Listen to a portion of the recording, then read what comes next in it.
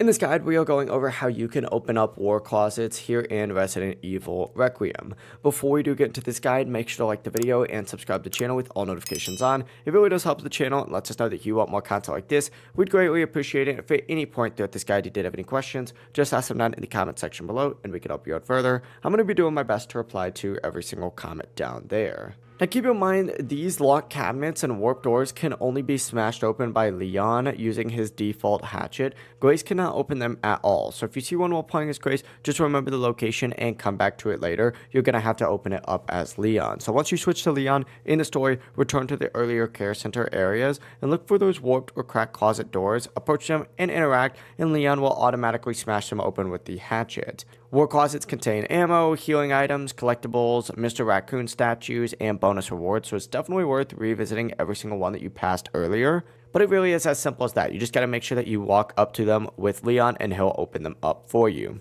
If this guide did help you out, make sure to like the video and subscribe to the channel with all notifications on. It really does help the channel and lets us know that you want more content like this. We'd greatly appreciate it. If at any point throughout this guide you did have any questions, just ask them down in the comment section below and we can help you out further. I'm going to be doing my best to reply to every single comment down there. Have a great rest of your day. Peace.